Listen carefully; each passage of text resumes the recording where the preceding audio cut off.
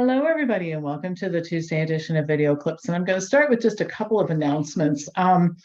First of all, if career, all right, I'm offering this clinical skills mini course on February 16th. It's from 7 to 10 p.m. Eastern, virtually via Zoom. We'll film it and all that in case you can't join us live. But what this will do is give you a mini version of this 24-hour course that I offer that involves a lot of homework and class time and that sort of thing. How to handle difficult people, how to motivate people to want to do better for themselves, because the only way people get better health-wise is if they take initiative. How do you get people to do that, et cetera? As usual, when you sign up for one of these mini courses, you can take the tuition and apply it to other courses that we offer if you are interested in pursuing some type of professional development with us. So something to think about. Okay. Along that line, also, I'm perfectly willing to do one-on-one appointments with you if you're trying to figure out what you want to be when you grow up. And I'm also teaching the Food Over Medicine license program next week. And that is where you get to offer our memberships and our foods to your clients. And so anyway, if you have interest in anything career-wise, send me an email, pampopper@msn.com. Second category, local stuff. All right. So if you live in driving distance of Columbus, this week we have a dinner, a free open dinner on Thursday. The following week we have a Valentine's Day celebration, a multi-course meal. You bring the beverage, we provide the food, clean up the mess, and give you the recipes if you like gourmet, healthy food. And we also offer cooking classes and that sort of thing. And so anyway, lots going on, both virtually and in Columbus, depending upon where you live. And if you're interested, send me an email or check our online calendar. All right, so I want to talk about something today I get a lot of emails about, and it has to do with time-restricted eating, which is sometimes referred to as intermittent fasting.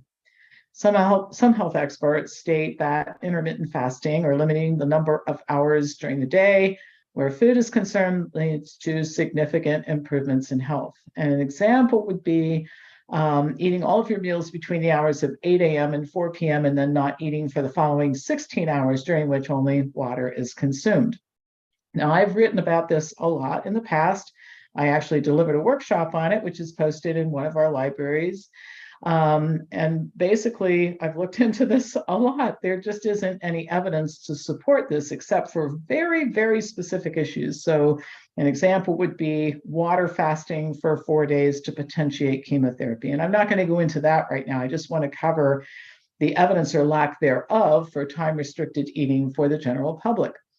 We don't promote this practice to our members. And I'll tell you, one problem with it is I have never thought it was a good idea to make conversion to better habits any harder than it needs to be. And intermittent fasting is challenging. We'll just start with that.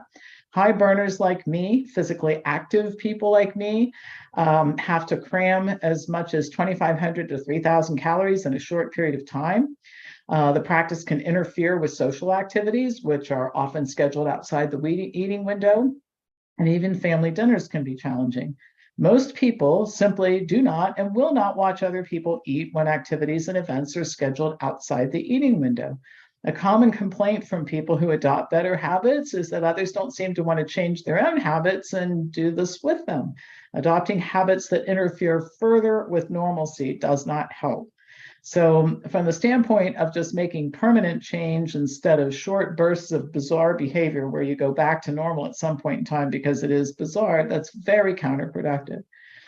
So I'll just cover a little bit of the evidence. Like I said, I delivered an entire workshop on this, and it's coming up a lot in terms of this is the way to recover from COVID, and it's the way to recover from vaccines. And I really don't think there's much to it.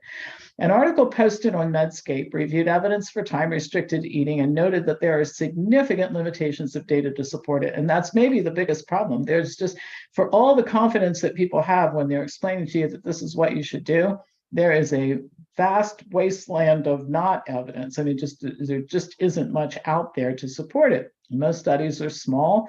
Follow-up time averages only 3 months. Only 3 randomized trials with 24 or more subjects have been conducted. The short follow-up time might be the biggest obstacle of all because everything looks good at 3 months, but very few interventions look good when we're talking about diet change at 6 or 12 months. 2 studies show that time-restricted eating causes loss of lean muscle mass, clearly a negative side effect. And one of the reasons why I think the obvious, right? You want to be strong and muscular, but the other thing is that can lead to more weight gain. One of these, the 12-week treat trial, eating within an 8-hour window from noon to 8 p.m. daily.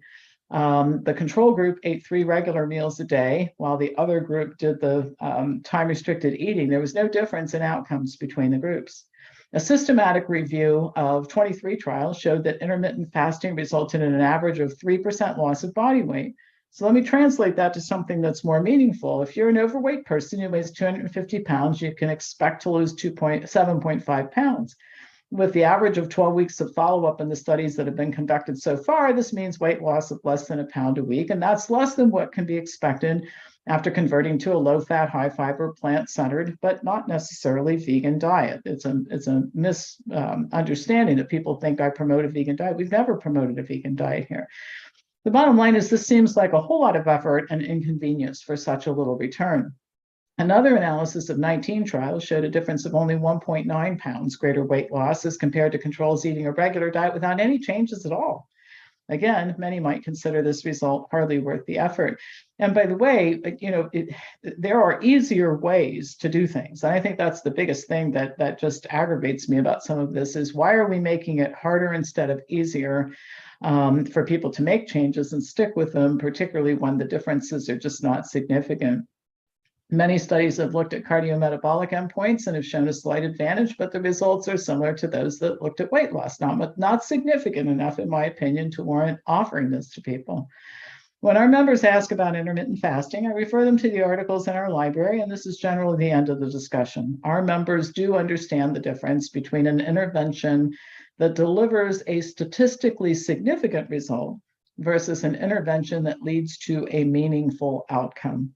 They also understand the importance of permanent change, which can only happen if you adopt habits that you can stick with for life. So some of you were part of my workshop on long COVID, and this intermittent fasting thing is being proposed for long COVID patients.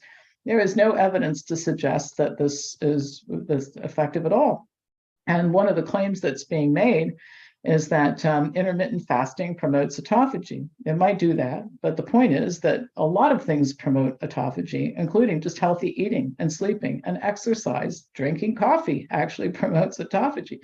So the implication when people talk about this is that the only way that you can achieve these results is to eat within the window.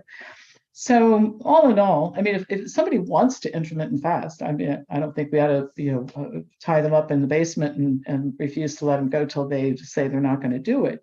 But the point is that if you're out there listening to me and other people and you've got health issues and you need to make some changes, I think it's very important to think about the changes that you make and ask yourself, am I going to want to do this 6 months or a year or 5 years from now?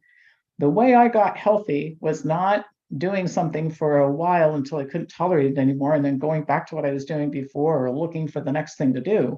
I got healthy when I finally made a conversion to something that I could stick with, and I have for over 30 years. And it's why I'm 66 years old and have the energy of a 20-year-old, right? So anyway, there are easier ways for you to regain, and maintain your health than this. And I just don't think it's worth the effort. I think there are a lot of things that are worth the effort, the exercise, and I really do think that there's just only so many things that people will deal with before they just say enough already. So in any case, those are my thoughts on intermittent fasting. This is a referenced article that's in our library. There are others on this topic, and there's an entire workshop on the topic, again, all referenced in our video library. So you can, if you're a member, you can check those resources out further. All right, that's all for today. As usual, pass this on to anybody who you think would enjoy watching it, and I'll be back to you tomorrow with more news.